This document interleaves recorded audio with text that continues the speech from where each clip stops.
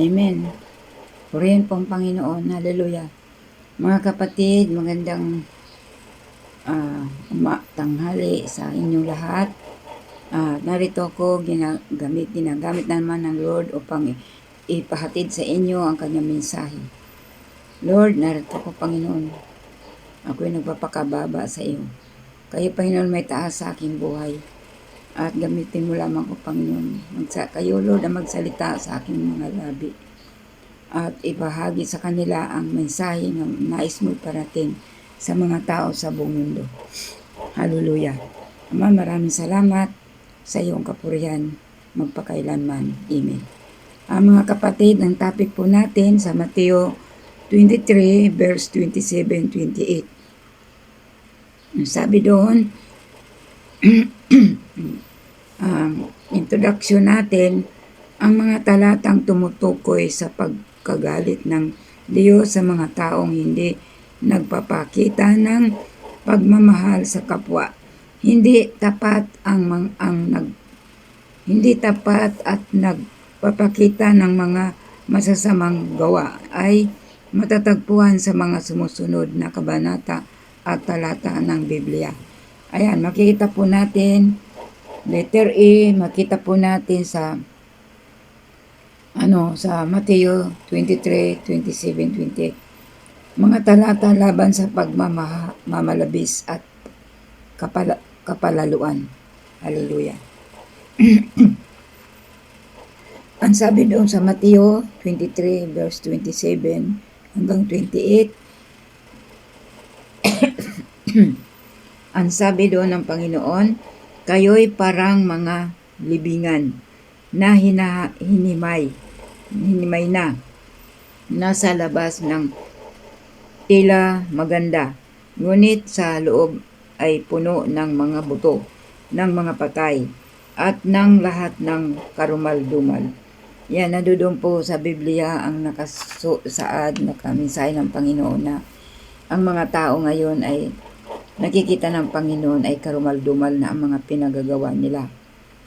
Kaya, nais ng Panginoon makarating sa inyo ang mensahe na ito sa buong mundo para kayo ay tumanggap sa Panginoon at magbagong buhay. Kasi, katulad ng yung nabasa natin dito sa Mateo 23 verse 27 hanggang 20. Ang katulad daw po ng mga tao ay parang mga buto. Tapos ng mga ang mga patay at ng lahat ng karumal-dumal. Ang panglabas maganda, maputi.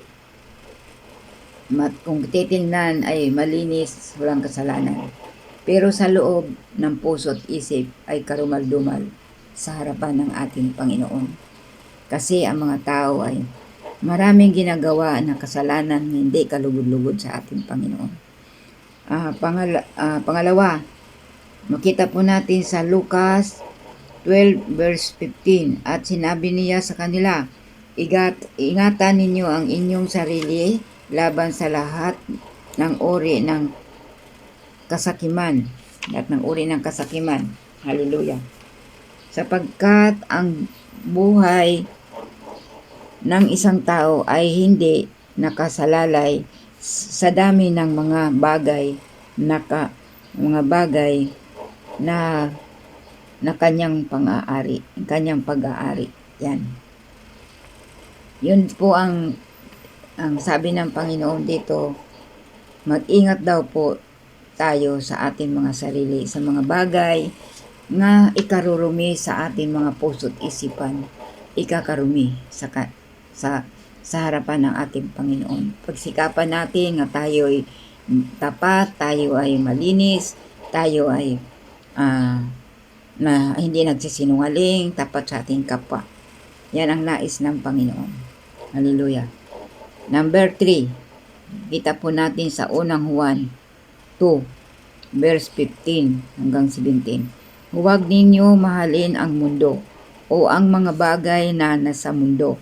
Kung ang isang tao ay umiibig sa mundo, ang pag-ibig ng Diyos ay wala sa kanya. Sapagkat ang lahat ng mga bagay na nasa mundo, ang paghahangad ng laman. Sila ay nagkakasala. Yan. Nais daw po natin ibigin ang ating Panginoon. Huwag tayo umibig sa mundo. Kasi ang mundo, nandiyan ang kasalanan.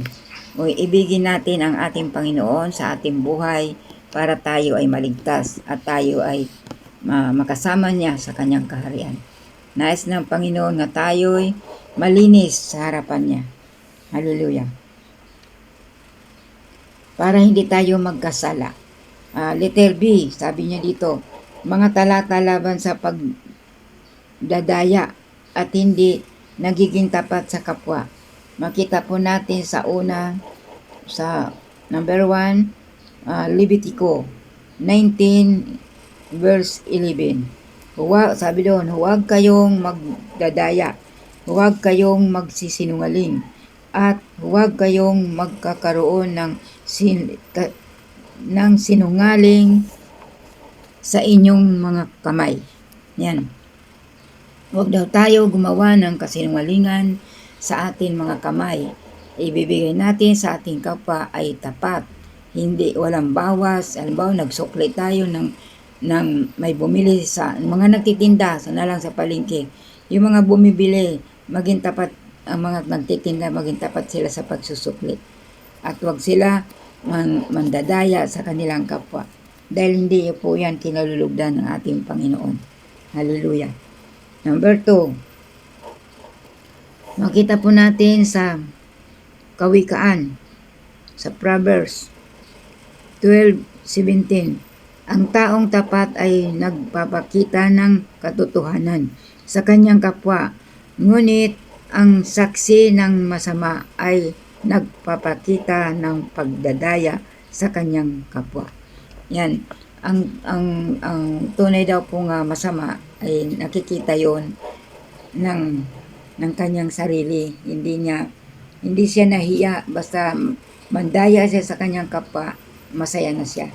Pero ang Panginoon, hindi tayo makapagtago. Alam na ang Panginoon ang mga ginagawa natin sa ating kapwa kung tayo tapat sa kanila. Number 3, makita po natin sa Efeso 4:25. Kaya't itakwil ninyo ang kasinungalingan at magsalita ng katotohanan ang bawat isa sa inyo sa kanyang kapwa, sapagkat kayo'y mga bahagi ng isa't isa. Yan. Nais ng Panginoon na tayo daw maging tapat sa ating kapwa. Huwag tayo magsisinungaling kasi ayaw ng Panginoon ang mga ganon. Magsinungaling man tayo sa ating kapwa, pero ang Diyos ay naririnig kayo. Hindi ko alam, hindi ko kayo nakikita, hindi ko kayo naririnig, pero ang Panginoon ang nakakarinig sa inyo. Kaya mga kapatid, magsisi na kayo, magbagong buhay kayo, tanggapin na ninyo ng buong puso ang Panginoon sa buhay ninyo para makasama tayo sa darating na rapture. Hallelujah. Letter C. Sabi niya dito, mga talata laban sa pagpapakita ng masasamang gawa.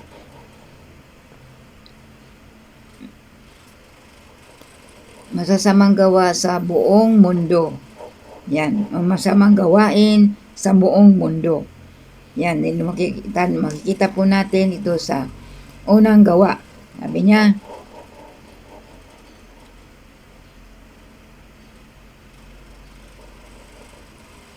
dito sa gawa 7 verse 53.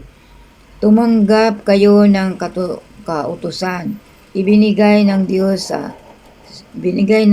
sa pamamagitan ng mga anghel, ngunit hindi ninyo tinatalima ang mga iyon. Yan, binigay daw po ng Panginoon sa atin ang espiritu, kapangyarihan ng Panginoon, angel, inutusan niya para sa atin, para tayo ay tanggapin natin ang Panginoon. Pero tinalima ng mga tao, hindi tinanggap. Naririnig na nila ang katotohanan ng mga nangangaral, ng mga pastor, mga lingkod ng Panginoon, hindi nila tinatanggap.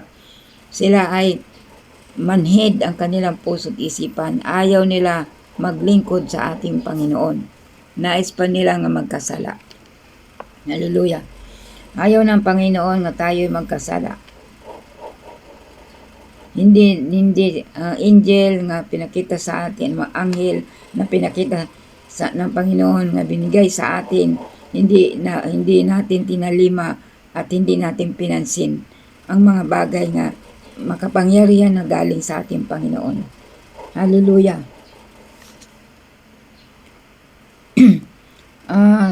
Number 2, makita po natin ito sa Roma 1 verse 24-25. Kaya't sila'y ibinigay ng Diyos sa mga mahalay na pita na ang kanilang mga katawan ay ginagamit sa kanilang mga kasalanan, sapagkat sila'y nagpatuloy sa ibang kasalanan. Yan. Ang Panginoon, hindi naman namimilit ang Panginoon kung ayaw ng tao. Kaya ang ginawa ng Panginoon, binigay sila sa mga mahalay na pita. Hinayaan sila kung saan sila gusto. Pero nalulungkot ang Panginoon. Bakit ayaw tanggapin ng tao ang Panginoon? Yung sarili nila ang pinagpapatuloy nila sa mga kasalanan na hindi kinalulugdan ng ating Panginoon. Kaya ang Panginoon, pinaubaya na lang sila sa mga bagay na sa kanilang mga kasalanan, sapagkat sila ay nagpatuloy sa ibang kasalanan. Yan, kaya ang Panginoon, pero nais ng Panginoon talaga tanggapin ninyong puso ang Panginoon sa inyong buhay, para maligtas kayo, hindi kayo magkasala. Ayon ng Panginoon yung mga ganung bagay. Hallelujah. Number 3, dito na tayo magwawakas. Kunti lang to kasi wala ko oras dito. Kunti lang oras ko. Unang Korinto 6 verse 9 hanggang 10. Dito na tayo magwawakas. Hindi ba ninyo alam na ang mga hindi matuwid ay hindi makakasali sa kaharian ng Diyos? Huwag kayong padaya ang mga makasalanan, ang mga mapakiapid, ang mga mapanghas, ang mga mapagmalabis. Yan, nandulong po sa mababasa po natin sa Biblia. Kayo mga binanggit ko mga verses, basahin na lang ninyo. Kasi hindi ko na mababasa lahat yun kasi konti lang ang oras ko dito sa YouTube. Sa Facebook. Ang mga binigay mensahe ng Panginoon sa inyo, na nawa tanggapin na nito mga kapatid. Dahil ako ay ginagamit lamang ng Panginoon dito sa YouTube, sa Facebook, para ibahagi ang kanyang mensahe sa buong mundo. Nawa kung sino man makarinig nito, wag na kayo magpabingi-bingihan pa. Hallelujah, tanggapin na ninyong Panginoon sa inyong buhay. Kasi nagkabar din ako sa mga tao sa buong mundo. Isa po akong ginamit ng Panginoon. Nakikita ng Panginoon ang puso't isipan ko. Nagkaroon ng bar din sa buong mundo. Kaya ginamit ako ng Panginoon dito sa YouTube at saka sa Facebook. Una, mayroon mga tao na walang takot sa Diyos. Nagmumura sa kapwa, nagsisinungaling. Hindi tapat magsukli ng pera sa kanyang kapwa. Yan, marami po ngayon sa buong mundo ang mga taong ganyan. Hallelujah, mga kapatid. Kung marinig man ninyo ito, maging tapat na kayo sa pagsusukli ng pera, lalo na yung matatanda, hindi marunong magbilang, lalo na yung namimili, Jesus name, lalo na yung namimili sa mga palengke o grocery. Hallelujah, maging tapat kayo sa pagsusukli sa inyong kapwa. Pangalawa, sa lahat ng mga palengke, ang timbangan nila may daya, hindi tapat sa kapwa. Yan, ang mga kiluhan ng mga tao sa buong mundo sa palengke. Marami ang mga kiluhan ng may daya. Hindi tinatama nila ang kilo. Kaya, yung bumibili, tama yung halaga nga binibigay nila sa bumibili. Pero yung timbangan nila, pag tinimbang yung binili, kulang. hindi sapat doon sa binayad nung taong yun na bumili sa kanila na nagtitinda sa palengke. Mga kapatid, pag narinig ninyo ito, maging tapat kayo sa inyong mga timbangan, maging tapat kayo sa pagkikilo, sapagkat nakikita yan ng Panginoon. Itago man ninyo sa kapwa ninyo, pero ang Panginoon hindi kayo makapagtago. Nakikita ng Panginoon yan, ang timbangan ninyo o may daya o wala. Kaya mga kapatid, maging tapat kayo para kayo pagyamanin ng Panginoon sa inyong pagtitinda. Ang mga nagdadaya, hindi lumalago yan, nalulugi, nawawala ang mga business na inaalis sa kanila ng Panginoon kasi mandaraya. Yung mga tao naman nga tapat sa timbangan, tapat sa pagkilo, sa mga bumibiling mga tao sa palengke, yan, pinagpapala ng Panginoon yan, umuunlad ang kanilang business. Hallelujah. Mga kapatid, kung marinig man ninyo itong magtitinda sa palengke, baguhin na ninyong timbangan ninyo para kayo pagpalain ng Panginoon. Pangatlo, mayroon mga tao nang nag-aaway-away, nagmumurahan, kapitbahay, nag-aawayan, nagmumurahan, nawawala ang pagmamahal nila sa kapwa. Yan, marami din po ngayon nakikita ng Panginoon, mga kapitbahay nag-aaway. Hallelujah, hindi magkasundo. Nagmumurahan, nagsusuntukan pa minsan ng mga lalaki. Nag-aaway sila. Hallelujah. At mga konting bagay lang, ang mga salita ang hindi maganda, inaaway ang kapitbahay. Alam niyo mga kapatid, mahalin ninyo ang kapitbahay ninyo. Bakit?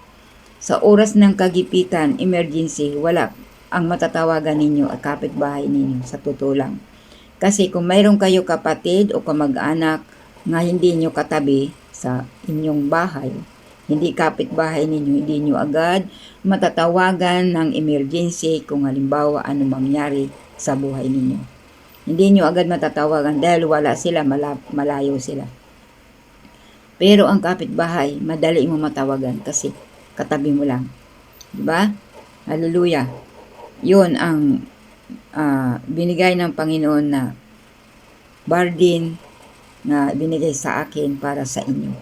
Maging tapat kayo. Huwag na kayo palaaway. Hallelujah. Huwag na kayo magmumura. Hallelujah. Maging tapat kayo sa inyong kapwa. Hallelujah. Tulungan ninyo ang mga mahirap. Tulungan niyo mga nangailangan. Huwag na ninyo dadayain ang inyong mga ginagawa dito sa mundo, sapagkat nakikita ng Panginoon yan. Wala tayo may tago sa ating Panginoon. Kita niya ang lahat. Ang Holy Spirit nandito lang sa tabi natin, nagmamasid sa mga tao na nandito sa mundo. Mga kapatid, malapit na darating ang Panginoon. Maging ready na kayo. Kasi sa unang rapture, hindi natin alam kung kailan. Bigla na lang darating yon na rapture.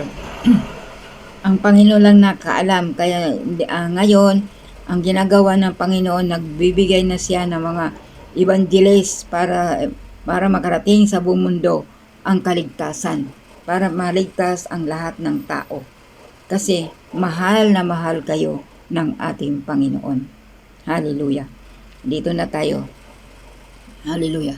Lord, salamat Panginoon sa mensahe na binigay mo sa akin at pinarating sa kanila sa buong mundo. Salamat Ama sa mga salita mo na nawa tumimo ito sa kanilang puso at isipan at sila Panginoon maging tapat na sa kanilang kapwa. Hindi na sila Panginoon magsinungaling, hindi na sila Panginoon mandaya sa lahat mga ginagawa nila. Sa pangalan ni Jesus. Amen.